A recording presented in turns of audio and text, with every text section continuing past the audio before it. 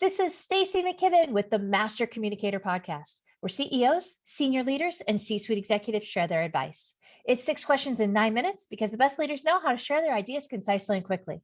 Let's jump right in. Question number one, in a few sentences, please tell us who you are and what you do. Jeff Platt. I own a company called Kokua Technologies.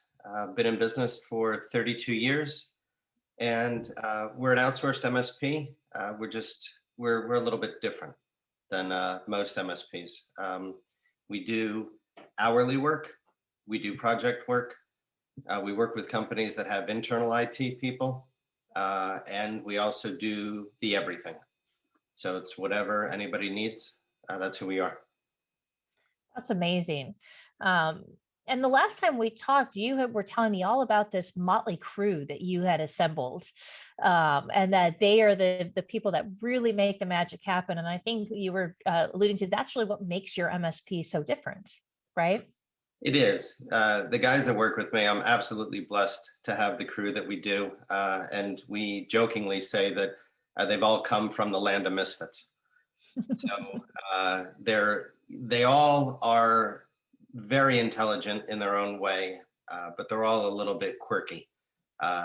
Almost all of them are client facing, and I don't have a whole lot of Cheeto-eating guys that are stuck in the basement where no camera could ever be. But most of my guys are up in the Northeast. I do have an office down in Florida. One of my guys is in the Florida office. So you've been kind of embracing the pandemic and having everybody spread out, or that's the way it always was?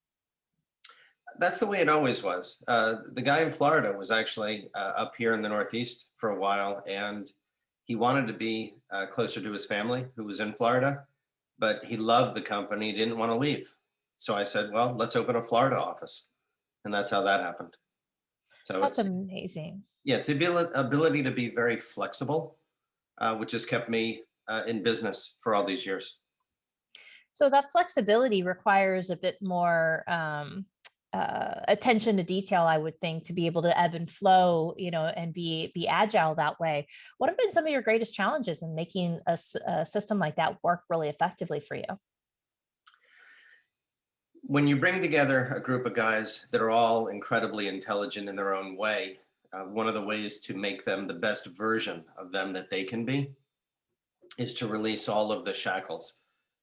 We operate without the concept of a box. We don't operate outside of a box. We don't think outside of a box.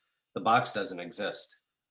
So all of these guys show up with some incredibly great ideas, and I'm completely okay changing.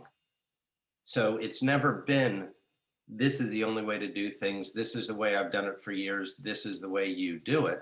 It's, what do you think? And then we move from there.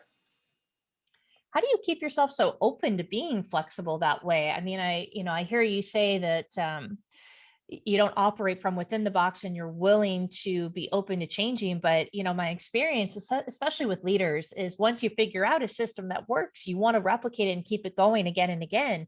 It sounds like your system that works is almost the absence of that kind of structure. How do you do that?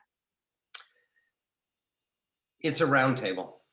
Everybody knows that I own the company, but I'm also working with these guys. They don't work for me. None of them do. So when you bring them together and they all come up with a great idea, and that idea gets better and better in every rendition of it, that is what we perpetuate. And as a new guy comes in and he takes a look upon it, well, he has his ideas. Every single idea has to go up on the board. There's no bad idea. And from any idea come great ideas. So there is always the consensus. There is always the desire to continue what is best with the ability of changing it.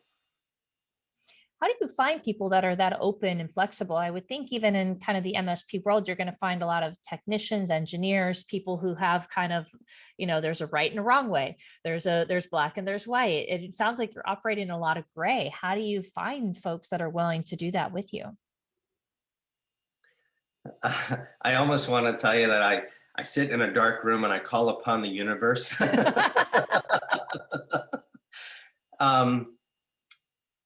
The more feelers that are out there, the more people that know about me and how I do things. I'm up until very recently, my claim was that I would never be on TV and I would never be on a billboard. This isn't about driving with ego, but the more people that know how I operate, the more technicians find that this is a place where they could fit in, that they're not interested in being in a place where it's just I do one, two, three, and that's it. Last night at 9 o'clock at night, I hired another guy who's going to be working with us out in Pennsylvania. Um, he comes from a place where he is one part of a crew, and his job is A, B, and C. And at C, he hands it off. And it upsets him that he cannot become a better version of himself because at that moment, he hands it off to somebody else who's a specialist in that stuff. And he wants to be able to grow and embrace who he knows he can be.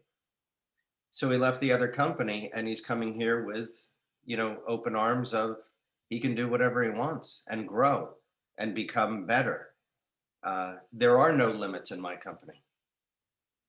Well, so now you're taking me to the name of your company, right? I feel like you've shared with me a couple of times about what Kokua actually means to you. Certainly in Hawaiian, it means helpfulness, correct? Is that like the willingness to help? Yes, Did I get that right? it is. Thank you. You said it right, and you have the definition. Kokua is a holistic help. It's the shirt off our back. It's the, I'm coming to your place. Do you need something? I can pick it up on the way. If you're broken down, we've helped people in all sorts of trouble. It's not just technology. We're not just there to fix one thing and run, and we're certainly not transactional. It is all about the relationship. It's how we embrace our client, where we do everything in their best interest. We treat them as if their company is ours. Do you find that that's made a difference in, your retention or how people refer you to other people, or just, again, just kind of the overall results of the organization based on that simple philosophy? I would say it does. Not that there's anything wrong with running your company a different way. There are a lot of companies that are built just to be profit models, and Mhm. that's not mine. Mhm. So my company leads with a heart first, and with the idea that there isn't one specific way to be helpful. It's to be incredibly open minded, it's to be flexible. Sometimes we walk in and it's a very simple fix, and sometimes we walk in and it's an absolute disaster. We put on, our poker face and we go in and we map out exactly what everything needs to be and we move it forward so that those companies can do the things that they like to do. If you had one piece of advice to give to other leaders about how to develop a culture like this, what would you share with them? Listen more, bark less. Uh, if you have people in your circle that have ideas, listen to them. They're not Mhm. all great. And ultimately, I do make the decision. But listening to these guys, and, if they're in the trenches and they're watching the stuff change, that's how I'm able to stay in business for 32 years. I change. If I had kept it the way that it was, back 10, 15 years ago, I certainly wouldn't be here now. So the advice is to be a better listener. I love that. Well, Jeff, it's been such a pleasure to have you on the show. I always enjoy our conversations, and I just love getting to know you better and hearing all of the changes that you make in the world. I'm curious if somebody wanted to reach out and introduce themselves and learn a little bit more about you, how might they go about doing that? Our website is itskokua.com. Our phone number is 856 396 9240. And we have a neat ticketing system. Anybody that sends an email to help@itskokua.com, it automatically opens a ticket, goes right to dispatch, and we're on it. So That's amazing. always happy to be helpful. Well, my audience knows I'll have all that stuff listed in the description below so that they can find you right away and go ahead and click on that and to get in touch with you. But until then, hopefully you'll come back and be a guest on the show again. We'd love to have you as a repeat guest as well. Wonderful. Yeah. What an amazing experience. Thank you very much.